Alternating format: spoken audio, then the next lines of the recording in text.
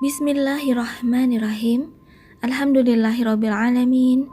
Allahumma salli ala Muhammad wa ala ali Muhammad. Assalamualaikum warahmatullahi wabarakatuh.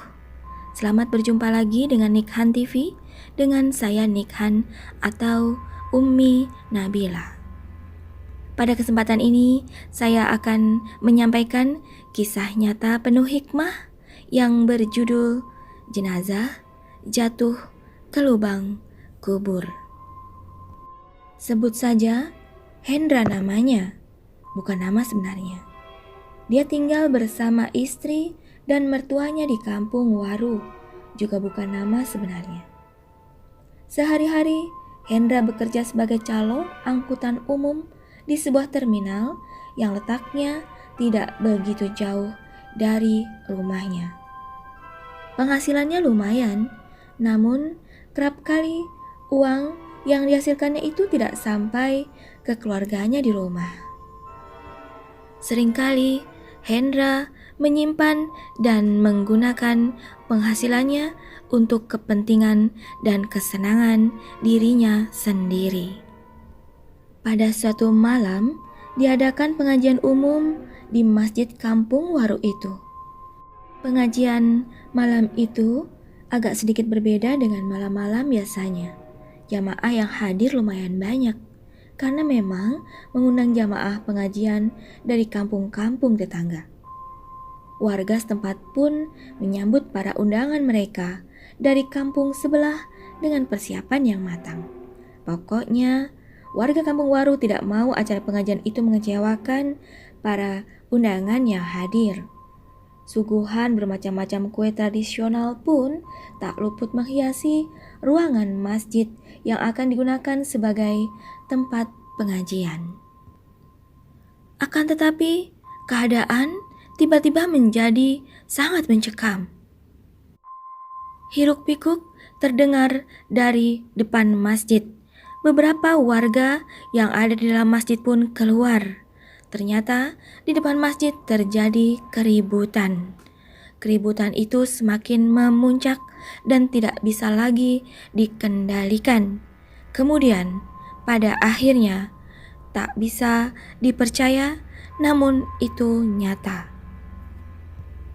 Hendra didapati sudah tidak bernyawa lagi. Ternyata Hendra adalah biang keladi dari keributan tersebut yang memicu kemarahan warga kampung yang sedang menyambut pengajian di masjid tersebut.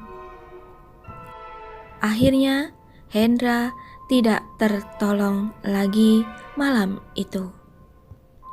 Malam itu juga Hendra sempat dibawa ke rumah sakit, namun pihak rumah sakit menyatakan bahwa Hendra sudah meninggal dunia dalam perjalanan menuju rumah sakit.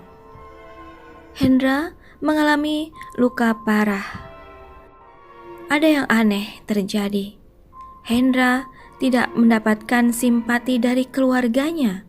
Bahkan keluarganya tidak ada yang mau mengurus Hendra yang saat itu sudah terbujur kaku. Akhirnya pemakaman Hendra semuanya diurus oleh warga kampung yang memang masih berkenan untuk mengurusi jenazah Hendra. Iringan-iringan jenazah berjalan dengan cepat. Jarak antara rumah duka dan pemakaman umum di kampung itu memang agak jauh. Orang-orang yang mengiringi jenazah Hendra tampaknya tak sepenuh hati, karena tidak ada kelihatan kesedihan di wajah mereka. Tidak berapa lama, iringan-iringan jenazah itu sampai di komplek pemakaman. Para pengusung keranda menurunkan keranda yang terbuat dari rangkaian bilah bambu itu. Namun sial, sebelum keranda itu sampai di tanah, bambu penahan bagian bawah keranda itu patah semua. Keranda itu jebol. Akhirnya jenazah yang terbungkus kain kafan itu jatuh dan terguling masuk ke lubang makam. Belum sempat para pengiring jenazah melakukan tindakan, sangat mengherankan, lubang yang dipersiapkan sebelumnya itu kemudian menutup sendiri seperti longsor menguruk jenazah yang terguling tadi. Dalam waktu singkat, liang lahat pun sudah langsung rata dengan tanah sebelum para pengantar jenazah menguruknya. Orang-orang yang mengantar terbelalak keheranan melihat peristiwa aneh itu. Mereka pun tidak mau banyak berspekulasi. Dengan bergegas, mereka meninggalkan pemakaman begitu saja. Mereka malah berpikir, mungkin ini balasan Allah untuk Hendra. Seperti apakah kehidupan Hendra sebelum dia meninggal dunia? Mari simak kisahnya.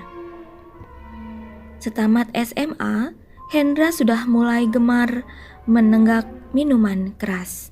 Bahkan, mungkin sebelum itu pun dia sudah membiasakan diri mabuk-mabukan.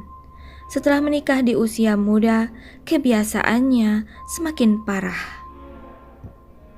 Selain mabuk, Hendra juga sering sekali membuat keresahan dengan kebut-kebutan di jalan.